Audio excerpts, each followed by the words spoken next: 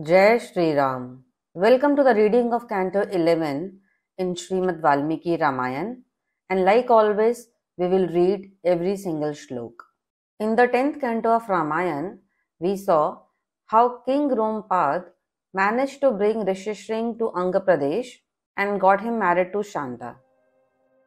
And with this wedding, Rompad also brought back much needed monsoon and prosperity to his kingdom. Now look at the sequence here. Who is telling the story of Rompad, Rishishring and Shanta? They are the characters in the prophecy of Sanat Kumar. And who is recounting the prophecy of Sanat Kumar? It's Sumantra, the minister of Dashrath. But if you had seen Canto 4, there is yet another story which is going on here, where even Dashrath and Sumantra are the characters. Tell me in the comment box if you know who I am talking about here. In fact, this is the beauty of Valmiki Ramayana. It is such an amusing journey of stories within another stories. Wow. So let us start today's story. Om Gan Ganpate Namaha. Om Hanumate Namaha. Srimad Valmiki Ramayan, Balkand, Canto 11. The canto starts with a dialogue between Sumantra and Dashrath. Sumantra calls Dashrath as Rajendra. Rajendra matlab Rajaon ka Indra, the king of kings, the greatest. And Dashrath is a Chakravarti Samrat. So Sumantra says, O Rajendra, sage Sanat Kumar also said something in his prophecy which is in your favor. I'll tell you all that was said. Kindly listen to my words. Sanat Kumar had said, a king named Dashrath will be born into Ikshwaku dynasty, who will be very righteous, virtuous, glorious, and true to his promise. In similar times, the ruler of Anga Pradesh will also have a son named Rompad, who will become the next king of Ang.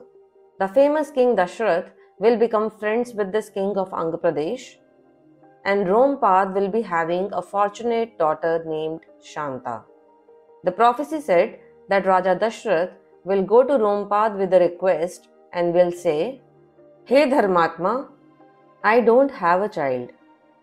I want to perform a yajna for the sake of progeny in my dynasty. Can you please ask Shanta's husband Rishishring to perform this yajna for me?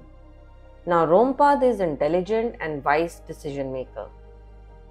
He heartily thinks over this request and will agree to send Shanta's husband, his son-in-law, so that Rishishring can perform yajna for Dashrath and bless him with progeny. With this agreement, Dashrath will be extremely happy at heart. Now he will be able to take along Rishishring and will also be finally relieved of his mental agony of not having a progeny. The prophecy said that virtuous King Dashrath, who is like a lot to his people and wants to perform the yajna for progeny so that he can attain heavenly abodes thereafter, with folded hands, the king will be requesting the Shrestha Brahman Rishishring to perform this Vedic ritual for him. And through the chief Brahmin, the king will get his desires fulfilled. He will beget 4 sons who will be having immense power and valor. They will be renowned in all the worlds. They will bring glory and fame to their dynasty. The story of Ramayan is based in Treta Yuga, and here we are listening to a prophecy, a Bhavishyavani, which was made in Satyug, thousands of years ago. Satyug is also known as Krita Yuga. Also, in our Puranic text, there is a mention of 4 mind-born sons of Brahma, Sanak, Sanandan, Sanatan, Sanat Kumar. The prophecy that we are reading here is given by Sanat Kumar, which is one of these 4 Brahmaputra. Sanat Kumar was considered to be a divine sage. He was so prominent and competent that he was usually referred as Bhagwan, Prabhu, Dev. So here in the verse 11, Sumantra says to Dashrath, the prophecy which I narrated was given by Prabhu Sanat Kumar in the early times of Satyug. That is how Sumantra is emphasizing on the credibility of the prophecy here. He says, Hey Maharaj, you are greatest among men. You should personally go along with your staff, forces, vehicles and bring Rishishring here with due respect. Here in the verse 12, we come across the word Sut Vakyam. Sut means charioteer. Like in Mahabharata we say Sut Putra Karna because he was son of a charioteer. In Ramayan, Sumantra, who is advising Dashrath all this while, he is Sut, a charioteer and also a minister of King Dashrath. And here we see the diversity in the court of King Dashrath and also the respect that all Varnas get here in the kingdom. When Dashrath hears this prophecy from the charioteer Sumantra, he is delighted. He goes to Guru Vasishtha and takes his due permission. Then, along with the queens, inmates, courtiers, he departs to the place of Brahman Rishishring. Slowly and steadily, they cross all the rivers and forests on the way and then enter the kingdom where Brahman is living. There, near the king Rompad, Dashrath sees the great Brahman, who himself was radiant and glowing like a deepak. King Rompad, who was good friends with King Dashrath, he was delighted at heart to see him. He offered special hospitality with respectful salutations in accordance with the ritual. Then Rompad introduces Dashrath to Rishiputra Rishishring and tells him about their friendship and also the relation Rishishring shares with Dashrath. And then that sage pays respects to Dashrath in return. A little background on this. King Rompad was the dear friend of Dashrath and he had no child. So King Dashrath had given his firstborn daughter to him. So Shanta, she is an adoptive daughter of Rompad and real daughter of Raja Dashrath and Rani Kaushalya. Apart from Valmiki Ramayan, we do have references of Shanta in Vishnu Puran and Bhagavad Puran. In fact, Bhagavad Puran Skanda 9, chapter 23, in clear words establishes Shanta as the daughter of Dashrath. It refers Shanta as Swakanya, Dashrath's own daughter. This way, Rishishring is son-in-law of Dashrath. And this is the relationship that Rompad is explaining to Rishishring in the verse 18. Thus, well received by King Rompad, great King Dashrath spends another 7 to 8 days with him and then says these words to Rompad, O Lord of subjects, hey Rajan, as I have to commence this important Vedic ritual, kindly send your daughter Princess Shanta and her husband Rishishring to my city.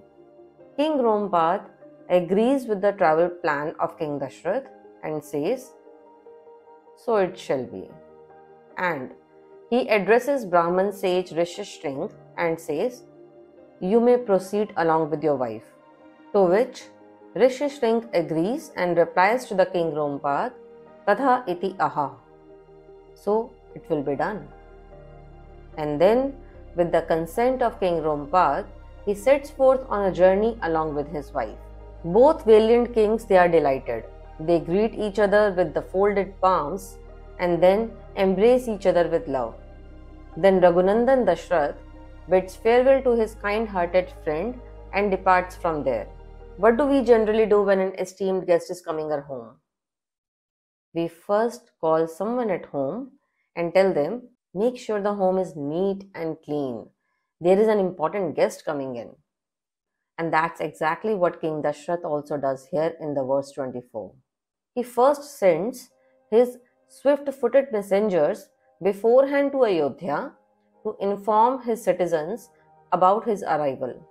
Let the entire city of Ayodhya quickly be well decorated, well incensed and fragrant, sprinkle water on the streets and clean them. hoist the welcome flags all around. Hearing the arrival of their king, all the citizens are overjoyed and readily perform everything exactly as ordered by their king. Keeping that sacred Brahman in the forefront, Raja Dashrath enters that well-decorated city amidst the full sounding of conch shells and drum beats. As Bhagwan Indra had once ushered Kashyap's son, Vaman avatar of Vishnu, into the heavens, similar to Indra, lord of his subjects, Dashrath is respectfully entering Rishyashring into his kingdom. All the citizens of Ayodhya are extremely delighted to see this. Dashrath ushers the sage into the palace chambers and ritually welcomes and worships him. He feels he has accomplished his objective by bringing Brahman sage to his kingdom.